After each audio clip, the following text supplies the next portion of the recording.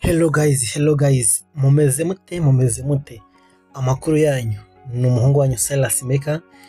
Iyi ni Silas Maker Rwanda, ni group yo gutegura ibiganiro, igategura n'uburyo kibiruze kugeraho. Njya mbona mudushyigikira cyane muciye muri subscribe, muciye no muri share, muciye no muri like, njye mwandika na comment nyacisha mu maso ngazisoma, kandi nkagerageza no kubasubiza. Ubwo rero niba utari wakana subscribe udushyigikira, nawe ubikore, ukore na share. Ni wa mwanya tukugeza ubusobanuro bw'amazina.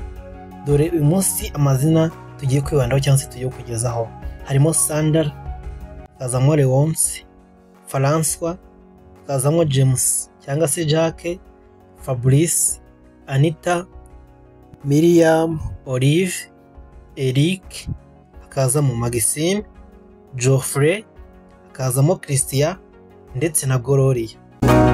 Uyu munsi none tugiye kukubwira abantu bitwa aya mazina icyo asobanura ndetse n'ibiranga imyitwarire yagakwiye kuba iranga abantu bitwa aya mazina.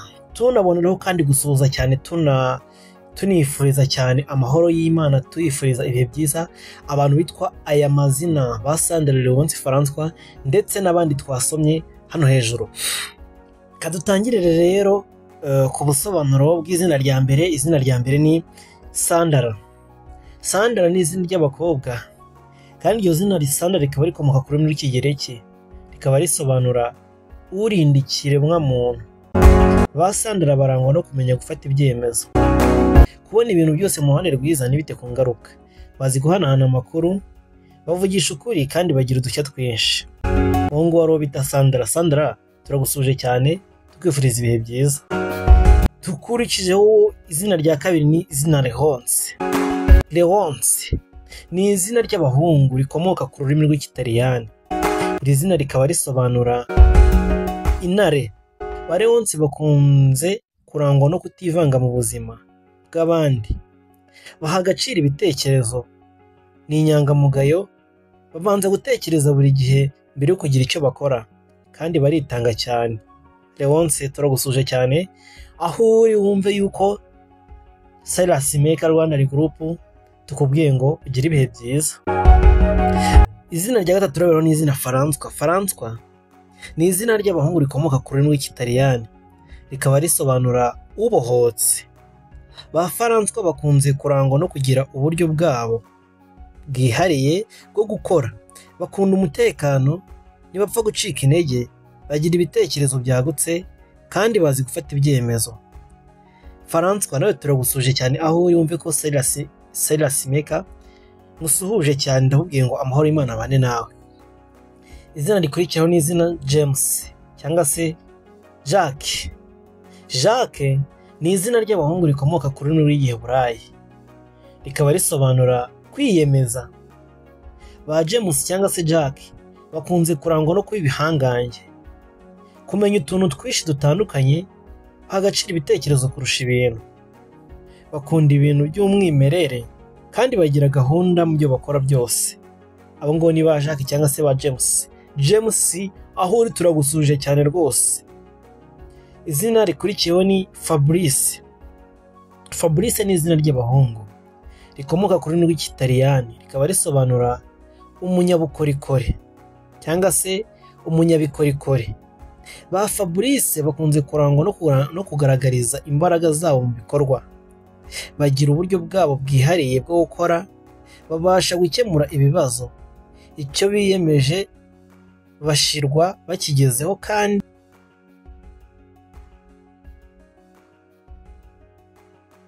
basesengura cyane buri kintu cyose babonye. Fabrice turagusuje cyane, aho uri Silas Maker arakubwiye ngo amahoro y'Imana abane nawe. Izina rikurikiyeho ni izina Anita. Anita ni izina ry'abakobwa rikomoka ku rurimi rw'Igiheburayi, rikaba risobanura impuhwe. Ba Anita bakunze kurangwa n'ubumuntu, bagira inzozi nyinshi, bakora ibintu byose muri gahunda nta kavuyo, kandi bagaragaza icyo batekereza ku buryo bworoshye. Anita turagusuje cyane, aho uri Silas Maker arakubwiye ngo ugire ibihe byiza. Mariam cyangwa se Miriam Miriam ni izina ry'abakobwa rikomoka ku rurimi rw'Igiheburayi, rikaba risobanura umurezi cyangwa se urera. Ba Miriam bakunze kurangwa no gufata umwanya bagatekereza ku byo babona, bagira ubumwe,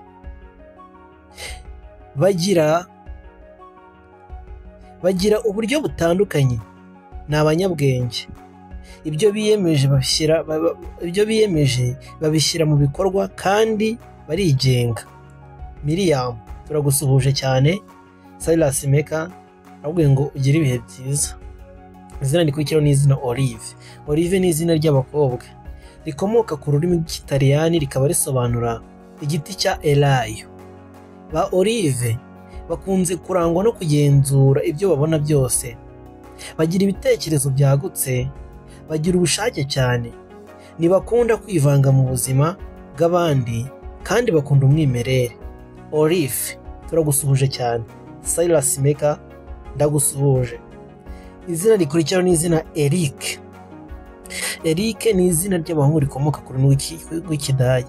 Eric ni izina ry'abahungu rikomoka ku rurimi rw'Ikidage, rikaba risobanura ufite icyubahiro kidahangarwa. Ba Eric barangwa n'imbaraga, bakunda ibyo bakora cyane, bahorana inyota yo gutera intambwe nshya mu buzima kandi bazi gucunga umutungo. Eric, turagusuhuje cyane aho uri. Silas Maker, ndagusuhuje cyane. Wibuke yuko iyi Silas Maker Rwanda Group ariyo yaguteguriye ibiganiro, igategura n'uburyo ki biri buze kugeraho. Kora subscribe niba utari wayikora kandi na share. Dore izina rikurikiyeho tugiye kukubwira ni Maxime. Maxime ni izina ry'abahungu rikomoka ku rurimi rw'Ikitaliyani, rikaba risobanura uruta abandi cyangwa se ikibasumba. Ba Maxime bakunze no kurangwa no gufata umwanya bagatekereza ku byo babona, bakunze kumenya aho ukuri guherereye mu buryo bworoshye, bazi kubana neza n'abandi, bariyubaha kandi bazi gufata ibyemezo. Maxime, turagusuhuje cyane wowe ikibasumba ikibaruta. Izina rikurikiraho rero ni Geoffrey. Geoffrey ni izina ry'abahungu rikomoka ku rurimi rw'Ikidage, rikaba risobanura amahoro y'Imana. Ba Geoffrey bakunze kurangwa no kugira umutima mwiza, ni abanyamahoro, babanza gutekereza mbere yo kugira icyo bakora, ni abanyabwenge kandi bazi kujya inama.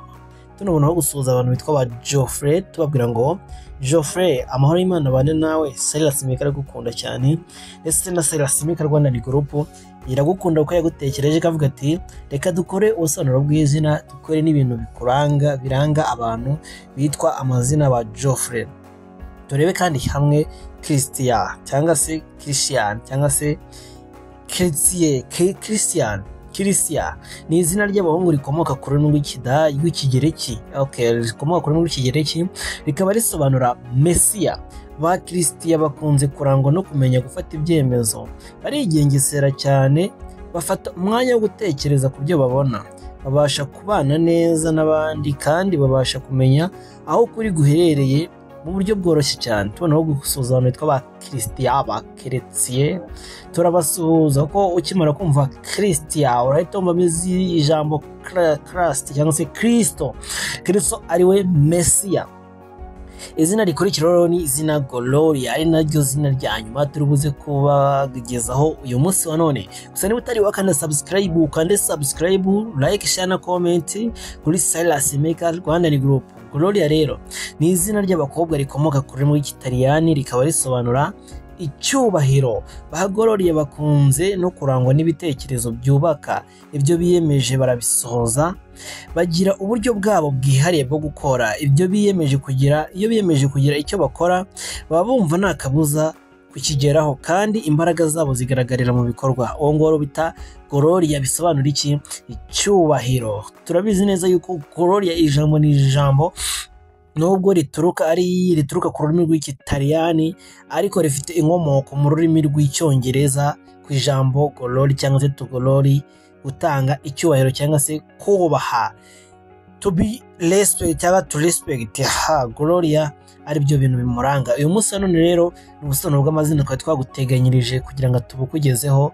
Amahoro y'Imana bari nawe. Igice cy'ubutaha rero cya 4 ni kizagucike, barasaba gukora subscribe ugakanda kuri notify cyangwa notification kugira ngo uzajye ubona ibiganiro byacu bishyashya, ubone n'inkuru zacu zigiye zitandukanye.